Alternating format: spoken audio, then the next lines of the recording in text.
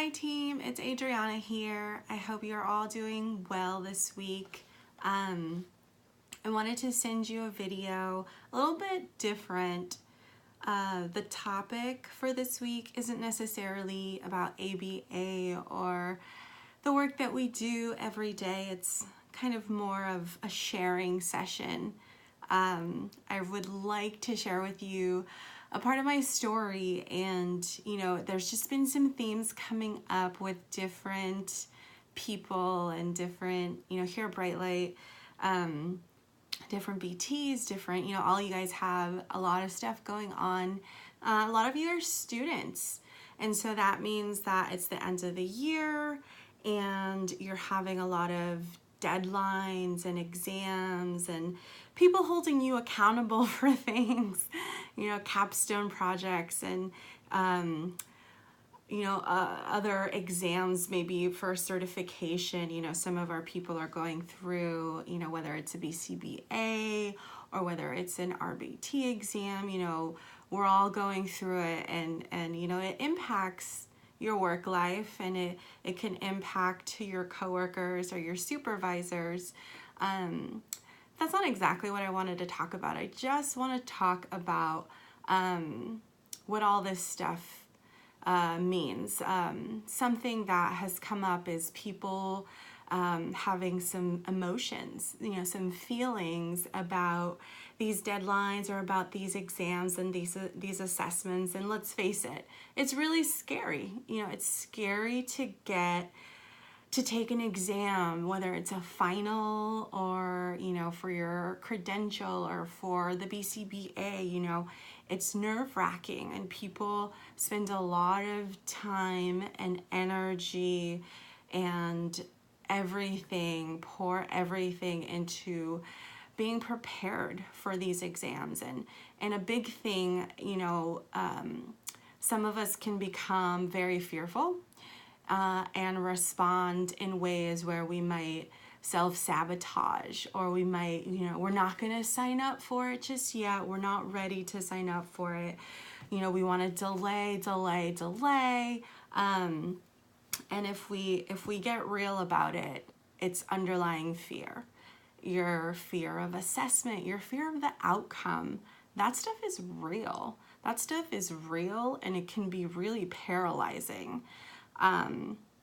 So I want to talk to you about my experience. So you all know I'm a BCBA, Board Certified Behavior Analyst, but I was once in your shoes. I was once a BT, I was once a CS, I was once a trainer, I was once every job that you could possibly have in ABA. I had that job and I was there, and it was all preparing me for my big exam and for my big BCBA test. So this was I finished my coursework in 2010. Actually, 2010, I finished all of my master's and BCBA coursework. During that time, my dad got really sick, and so I was going through a personal thing with my family where my dad had this huge surgery, and he was not doing well. And so this caused me to delay my exam a little bit. And frankly, I was glad. I was like, I'm not ready for this. I'm just going to use this time to study, and I'm just going to delay. So finally, I set the date. I set the date for the BCBA exam, and I did the studying modules, and I studied on my own.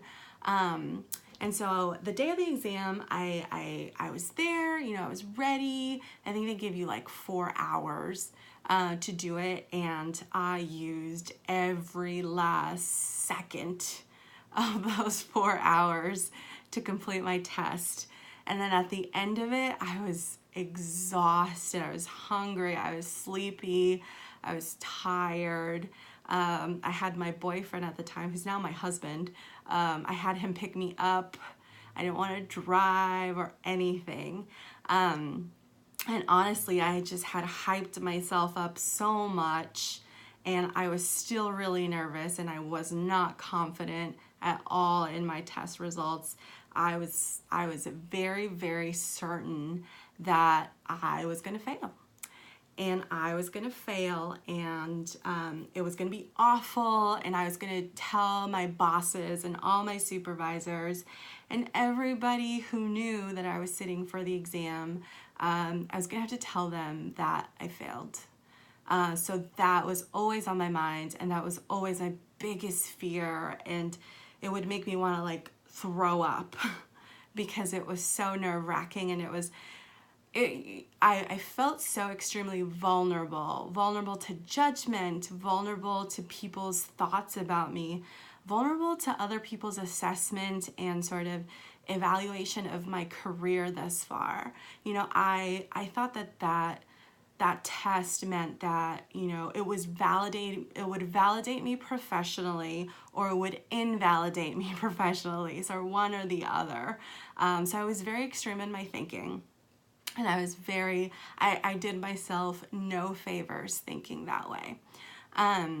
So yeah, that's kind of why I wanted to share with you this story, because many of you are in that position. Maybe it's not the BCBA, maybe you're thinking about going to start or finish your BA, your bachelor's, or maybe you're thinking about a master's program, and maybe you're having similar thoughts like, can I do this?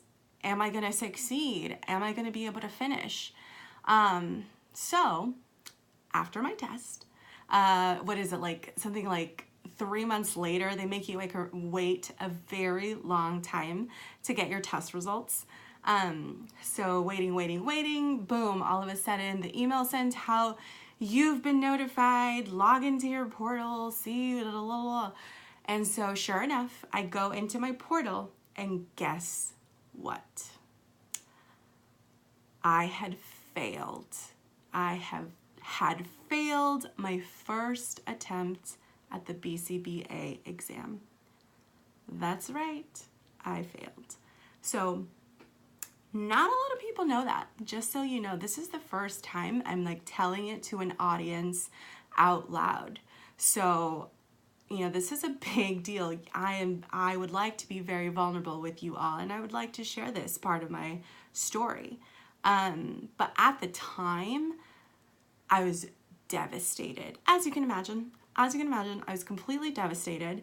All the thoughts, all the fears, everything, the worst possible outcome had come to pass. Like, it was exactly what I was thinking, that I wasn't going to pass, that I was going to fail. And I had to face my biggest fear. And, you know, tell the world that I had failed. And so it wasn't easy. It was definitely not easy. It was something, you know, I had to do some emotional growing up. I had to, you know, there are a few moments in my life that I can pinpoint where I had to be a big girl. I had to be a big girl, and I had to face something. And this is one of those times. So yeah, I informed my supervisor. I delayed. I don't want to tell anybody. I was like, oh yeah, the BCB, yeah, I don't know. Yeah, sure. You know, I may or may not have taken it. I was not very forthcoming at all, because I had all these feelings and all these emotions attached to it. So of course, though, I had to tell my supervisors. And so actually, I remember the phone call. I was in Fremont. I was in between clients, and she called me on the phone, and I couldn't avoid it. I knew what it was about. And so yeah, I was on the phone. I was talking to her, and I was very emotional, and I was just letting her know how devastated I was. And sure enough, you know, all those horrible things I was imagining that people were going to say, that I was going to get fired from my job, that, you know, all these consequences that I had envisioned, none of that happened. Like, none of it happened. You know, the people that knew about it were just very supportive. They were very supportive, and in their own way, you know, let me know that I was still the same person. I still, you know, was extremely dedicated to my clients and to this field. I was still, you know, not passing this test didn't take anything away from me. I was still an expert in my field, in the work that I did. I still loved it. It was still my calling. And so, you know, just like just like you're supposed to do when you fall down or you trip up. You know, you just get back up. You get back up, you dust off, you clean up a little bit, you get it together, and you keep going. You keep going and you keep going. And yeah, so I think my story ended well. Next time around, I was very prepared. I passed the test. Woohoo! You know, I was a BCBA.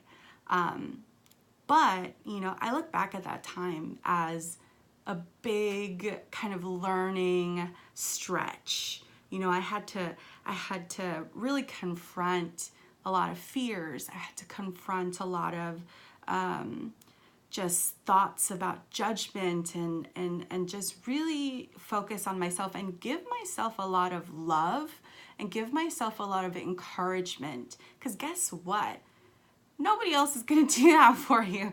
You know, not no one, but you know, if you can't do it for yourself, you know, that's a lot of missed opportunity. Like, you've got to be able to love on yourself. You've got to be able to support yourself and to lift yourself up.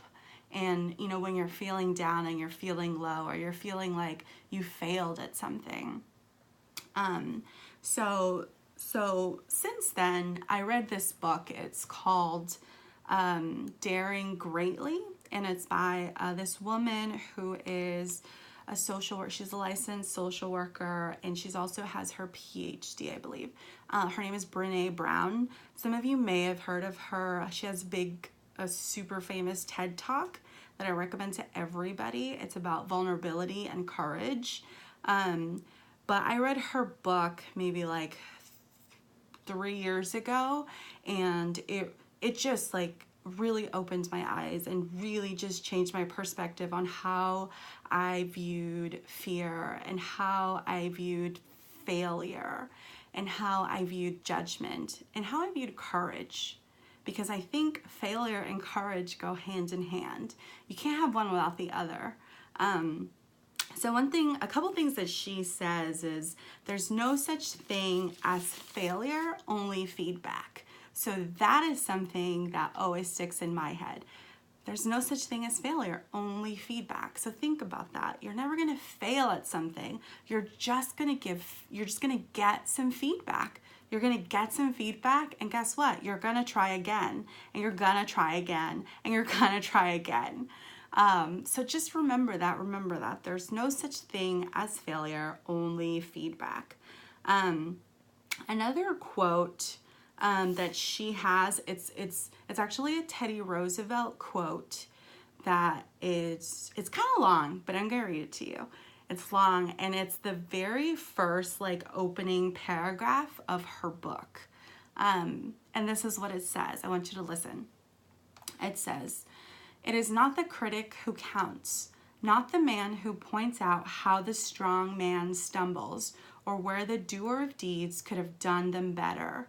The credit belongs to the man who is actually in the arena, whose face is marred by dust and sweat and blood, who strives valiantly, who errs, who comes short again and again, because there is no effort without error and shortcoming, but who does actually strive to do the deeds, who knows great enthusiasms, the great devotions, who spends himself in a worthy cause, who at the best knows in the end the triumph of high achievement, and who at the worst, if he fails, at least fails while daring greatly."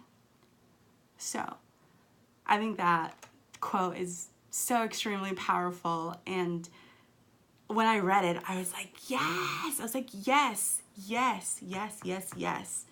You know, it is not the critic who counts.